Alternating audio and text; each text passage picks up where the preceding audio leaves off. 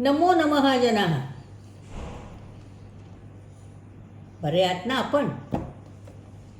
आजच्या भागामध्ये थोडा आपण वेगळा प्रकार घेणार आहोत व्याकरणाचा. काही अवघड नाही, घाबरून जाऊ नका. आज आपण विशेषण विशेष्य संबंध हा बघणार आहोत. आता आपल्याला सगळ्यांना माहिती आहे की नामासंबंधी जर जास्त माहिती सांगणारा शब्द असेल तर त्याला विशेषण असं म्हणतात, आणि ज्याच्या संबंधी सांगितलेलं आहे त्याला विशेष्य असं म्हणतात.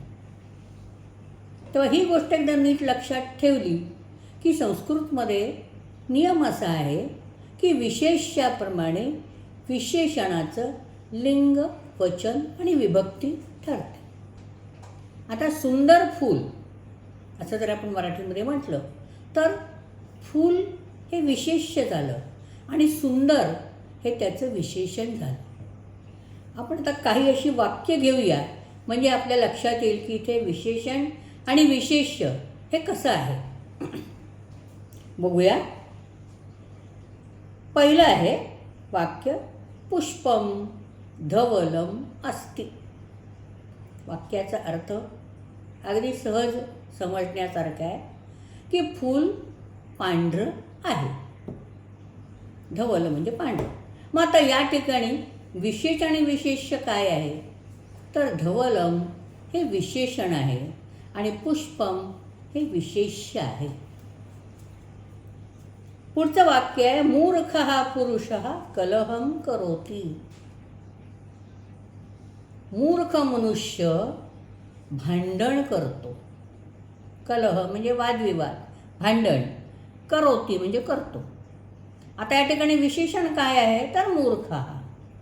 पुरुष कसा तर मूर्ख, म्हणजे मूर्ख हे विशेषण आहे या ठिकाणी आणि पुरुष हे विशेष्य आहे. शिबिरस्य, तिसरं वाक्य आहे, शिबिरस्य प्रथमः दिनः आसीत्. शिबिराचा पहिला दिवस होता. आसीत म्हणजे होता. आता दिनहाचं विशेषण आहे प्रथमः म्हणजे पहिला, संख्यावाचक विशेषण आहे. तर या ठिकाणी शिबिराचा पहिला दिवस होता म्हणजे या ठिकाणी प्रथमः हे विशेषण झालं आणि दिनः हे विशेष्य झालं. रमणीये पुढलं वाक्य आहे, रमणीये तडागे हंसाः निवसंती. तडाग म्हणजे आपल्याला शब्द मला असं वाटतं गेला आहे, सरोवर असा अर्थ आहे.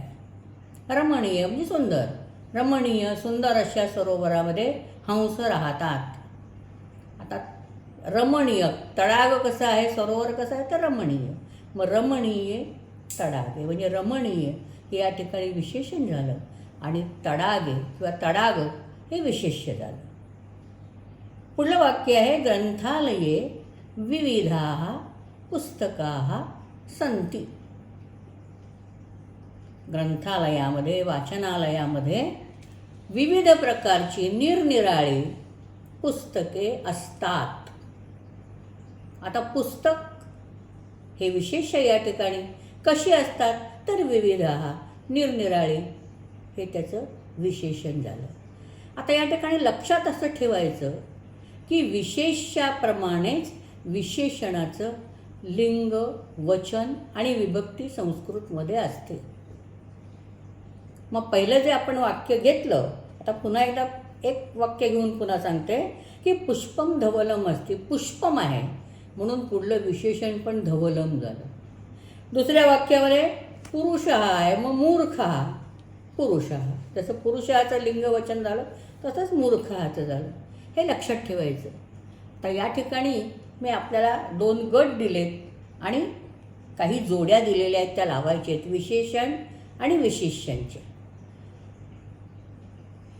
आणि असं मी लिहिलं आहे की योग्य जोड्या लावा. मग पहिल्या गटामध्ये मी शब्द दिलेत विविध वर्णाः, दुसरा शब्द आहे सरला, तिसरा शब्द आहे पुरातनम आणि चौथा शब्द आहे नीलहा.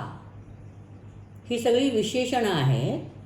आता दुसऱ्या गटामध्ये 2 असा आकडा टाकून मी विशेष्य दिलेली आहे.